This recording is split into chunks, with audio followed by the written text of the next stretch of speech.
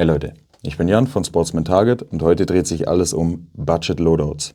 Cheap Loadouts, Cheap Equipment, günstige Ausrüstung. Heutzutage wird alles teurer. Viele Leute müssen gucken, wo sie mit dem Geld bleiben, überlegen sich Investments lieber 3- und 4-mal, wo sie das Geld reinstecken. Ich habe viele im Bekanntenkreis, denen geht es genauso.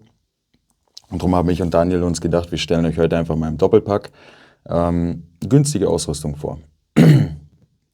Heute konzentrieren wir uns zum Großteil auf den asiatischen Ali. Den kennen viele von euch. Wenn der dynamische Skisport irgendwann ins Rollen kommt, dann kommt man nicht mehr drum rum. Dynamisch heißt sich bewegen. Und wenn ihr euch das Zeug einfach nur in die Hosentasche, Bauchtasche, Jackentasche oder sonst wo reinsteckt, verliert ihr. Das ist Schwachsinn. Ihr könnt keinen schnellen Reload machen. Und da kommt ihr um so ein Gear nicht rum. Auch hiermit kommt man echt gut klar. Das günstige Gear benutze ich zum Beispiel auch ausschließlich für den Crossbow-Bereich. Bei meinen scharfen Schusswaffen, wenn ich dann wirklich in diverse Trainingsdrills oder sonst was reingehe und mitmache, benutze ich mein teures Gear. Es muss nicht immer teuer sein. Und das hier wird jetzt eine komplette Videoreihe. Das ist heute der erste Teil. Und da werden noch viele, viele Teile folgen.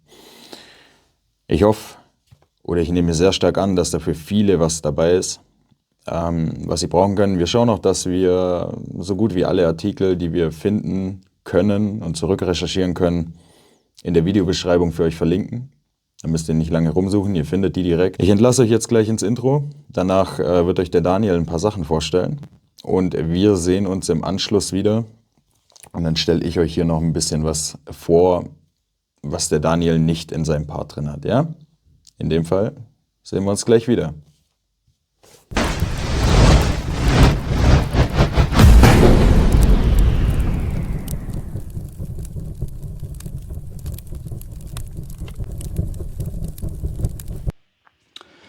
Ja, der Jan hat schon angesprochen. Heute geht es um Low-Budget-Produkte, Low-Budget-Equipment. Was kann ich kaufen? Wo kann ich Geld sparen? Wo muss ich nicht das hochwertigste High-End-Produkt haben? Außer man ist ein Freak oder man steht halt voll auf das Zeug und hat die Kohle übrig. Dann kann er das gerne machen. Aber bei manchen Sachen sagen wir, muss man nicht unbedingt. Die Kohle kann mir sparen und in andere Sachen reinstecken. Zum Beispiel hier der Sling, 1-Point, 2-Point, 3-Point Sling. Ich habe 2-Point. Mir persönlich gefällt es besser, finde ich angenehmer. Was sind meine Low-Budget-Shops? Großes A, chinesischer Ali, sagt jedem was. Dort kaufe ich das Zeug ein. Solche Sachen wie Slings oder sowas kann ich kaufen. Die sind hochwertig. Da ist auch der Gummizug mit drin. Also ohne Probleme, ja, kann ich die Sachen kaufen. Sämtliche Halterungen wie diese hier, die ist aus Alu, ja, die kostet vielleicht 2 Euro oder sowas bei diesen Shops. Kann ich auch kaufen. Das ist eine Lampenhalterung. Gar kein Problem. Zum Beispiel oder hier für die Sling, für alles was an die Rail, an die Picatinny Rail dran montiert wird, kann man ohne Probleme kaufen. Das sind alles aus Alu. Also es ist, was willst du noch hochwertiger haben, ja. Genau, das habe ich hier. Das ist meine AR6 mit Paint Shop. Dann habe ich hier auch noch ein paar Sachen dran. An meiner Alligator 2 war es ursprünglich. Ich habe die Black Mamba draus gebaut. Die kennt auch viele Leute schon. Mache ich ein gesondertes Video. Was habe ich hier? Ich habe hier den Ring für die Befestigung für den Sling. Ich habe hier meinen Talisman, den habe ich an sämtlichen Armbrüsten dran. Dann habe ich hier, das Ganze nennt sich QD-Link, dürfte bekannt sein. Drückt man den Knopf drauf, kann man das Teil rausmachen. Das ist auch für den Sling oder sonstige Befestigungen. Fast jeder Stock hat hier die Aufnahme dafür, also QD-Link. Solche Sachen, die kann ich alles ohne Probleme dort kaufen, ja. Genauso wie den B-Board. Den B-Board kann ich dort kaufen ohne Probleme, ja. Der kostet 15 Euro dort. Beim großen A habe ich den gekauft. ein namenhafter kostet 80, 90 Euro oder Dollar. Deswegen, das sind halt Riesenunterschiede, die man meiner Meinung nach bei einer PAB nicht unbedingt braucht. Hier sämtliche Halterungen, man sieht es, für die Lampe, für einen Laser oder sonst was, kann ich ohne Probleme dort kaufen. Da spare ich mir echt massig Kohle. Ja. Dann habe ich hier meinen Favorit. Das ist ein Combat Belt. Da sage ich auch den Namen. Das ist von Aido Gear. Das könnt ihr dort direkt eingeben. Dann kommen sämtliche Sachen von Aido Gear. Es ist hochwertig. Hier. Man hat einen Innengürtel, Außengürtel. Da kommt ein extra Video dazu. Ich will euch nur zeigen. Er ist nicht teuer. Er kostet 40 Euro oder sowas. Ich habe auch noch einen zu Hause, der kostet 130 Euro. Ja gut, der zieht halt 2 Tonnen oder sonst was. Aber braucht ihr das wirklich? Braucht ihr nicht. Bei dem Hobby nicht. Ihr müsst nicht 2 Tonnen ziehen. Ihr müsst kein Auto abschleppen damit. Wie gesagt, solche Sachen. Oder beziehungsweise den Gürtel. Einwandfrei Innengürtel, Außengürtel mit Klett. Da sitzt er immer dort, wo er sein muss. Was kann ich noch Geld sparen? Pouches. Bei Pouches kann ich viel Geld sparen. Muss ich unbedingt ein hochwertiges Pouch haben? Ich meine, die Pouches und die Taschen hier, das ist noch von meinem alten Bestand. Das sind halt die hochwertigere Sachen, aber ich will es euch trotzdem zeigen und sagen, nein, muss ich nicht. Ein Pouch, da kommt irgendwas rein, was ich halt aufbewahren will. Ja, das funktioniert und fertig.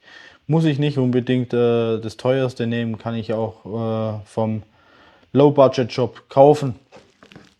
Ohne Probleme. Genau. Targets habe ich hier noch. Targets, super günstig, Centbeträge. Kostet im normalen Shop um die Ecke oder sowas, kosten die halt gleich mal 12, 13 Dollar.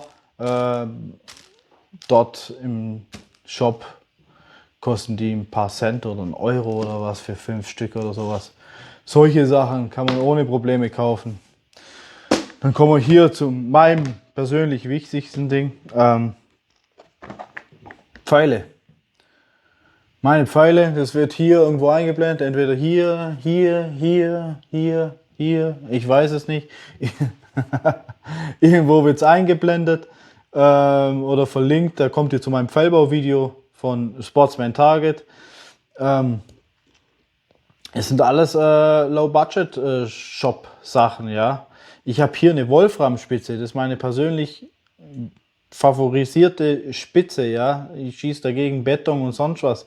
Die Spitze lacht den Beton aus, ja. Bevor die kaputt geht, geht der Carbonschaft kaputt. Ich krieg Carbonschäfte, ich krieg Spitzen, ich krieg Vanes, ich krieg Alu-Entnocken, ich krieg alles für die PAB-Größe, für den Durchmesser kriege ich alles bei diesen Shops und kann mir eine Menge Kohle sparen. Ja, es gibt halt auch Shops, die, ja, die hochwertige High-End-Pfeile verkaufen, aber nichts anderes als das ist, ja. Und ich bin mit so einem Pfeil locker unter 4 Euro. 100%. Wenn ich meine Zeit nicht mitrechne. Und selbst das, ich habe so einen Pfeil in 5 oder 6 Minuten zusammengebaut.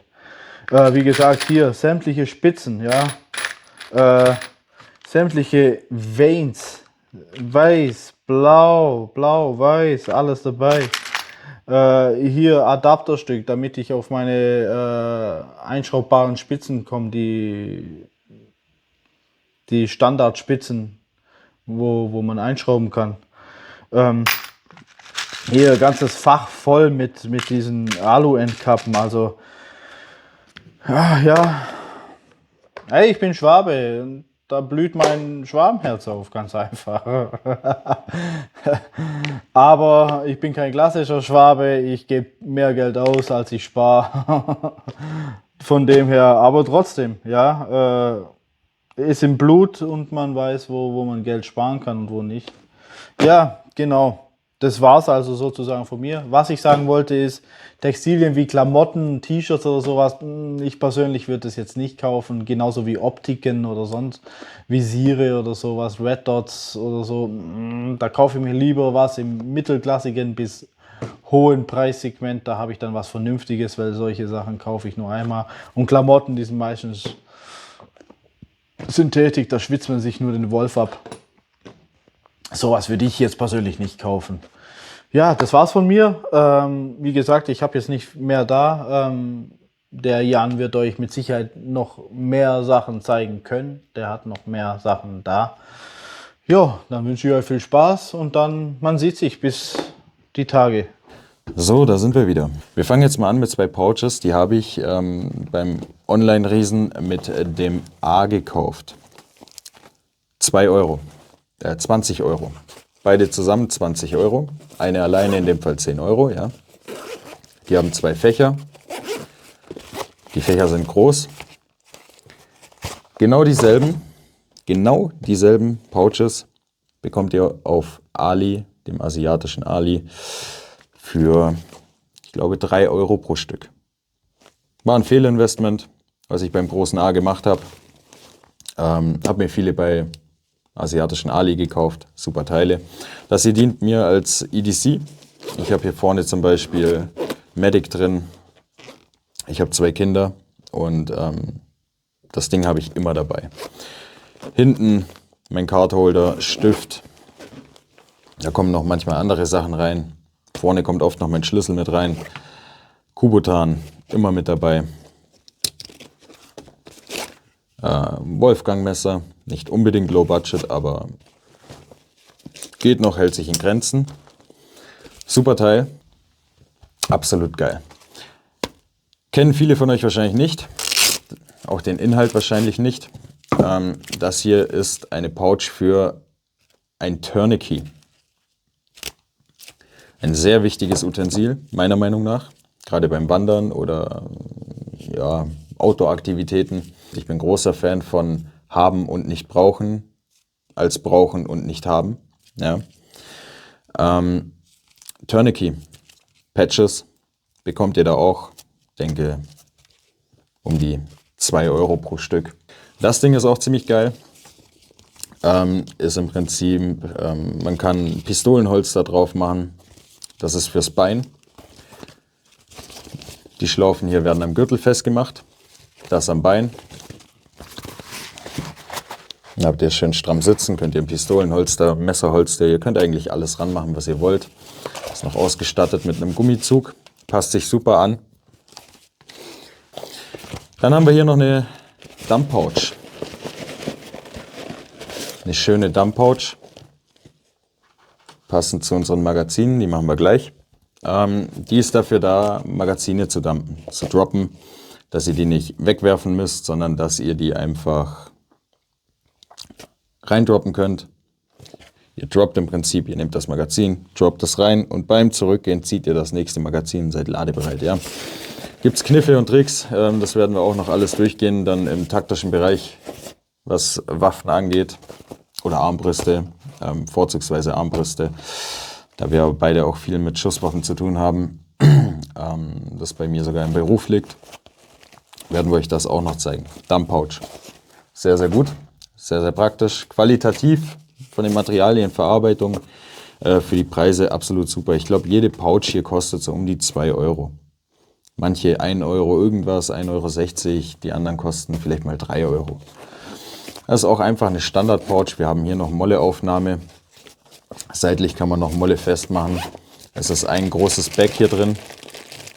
Ja, ist ein bisschen Medic-Zeug drin. Es ist ein großes Fach. Was ich euch wirklich wärmstens empfehlen kann,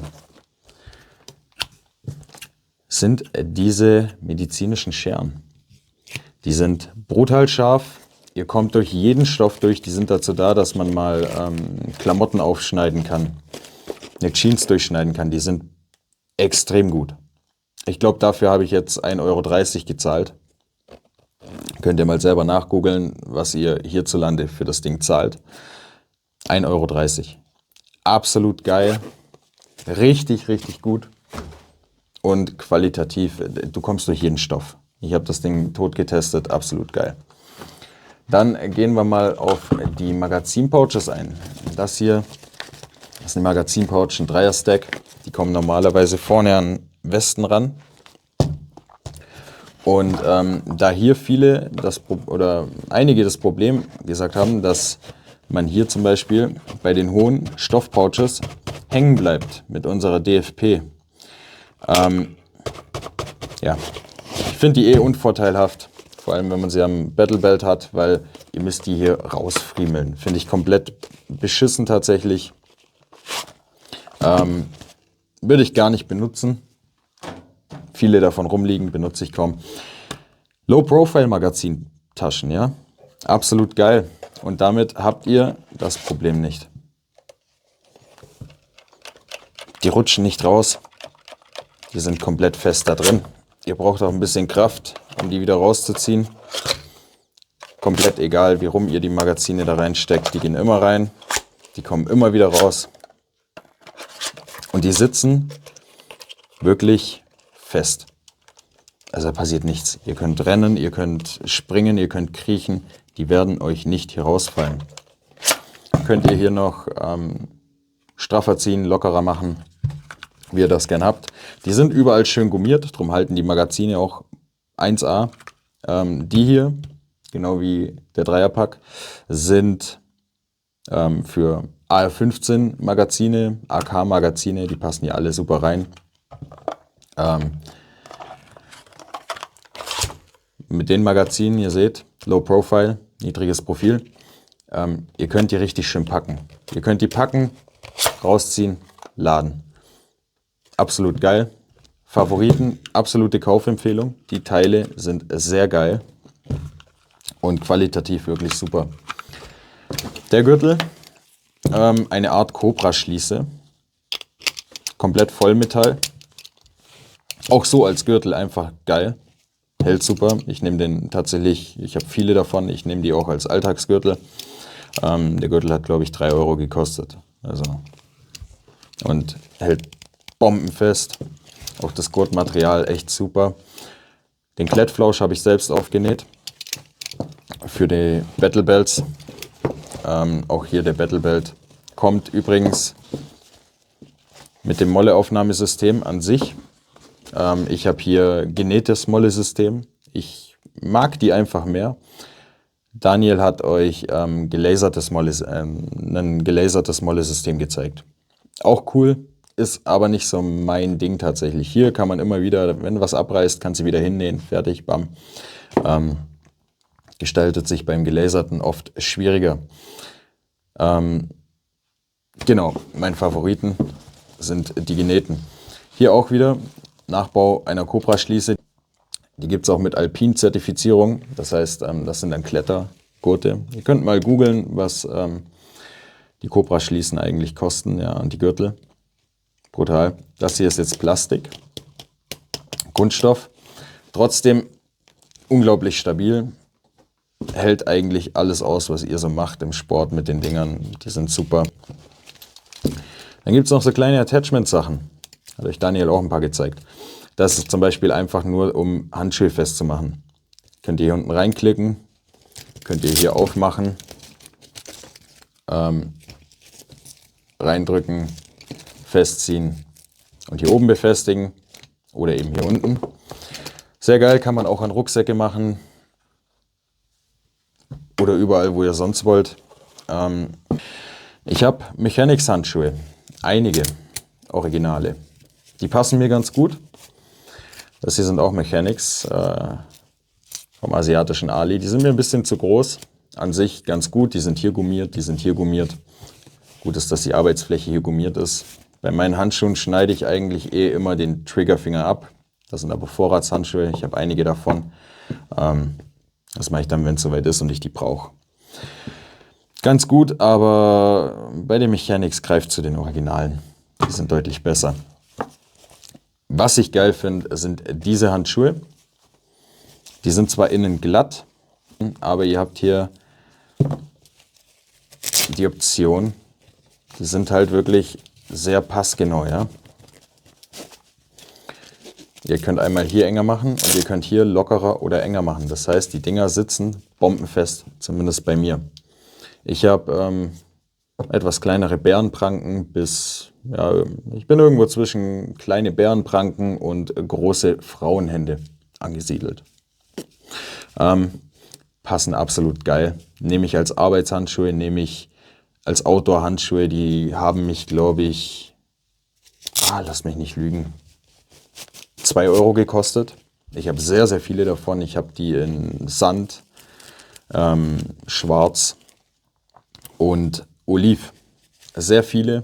Das sind für mich Arbeitshandschuhe, die benutze ich für alles Mögliche. Sehr geile Dinger, benutze ich auch zum Armbrustschießen. Genau. Damit sind wir einzigste Kleidungsstück, was ich gekauft habe. Die Cap. Ja. Auch Patch dabei gewesen, sprich, den hast du eigentlich gratis bekommen. Ich glaube, die Cap hat 1,69 € gekostet. Die kam ohne Verformung an, die kam wirklich sehr gut an.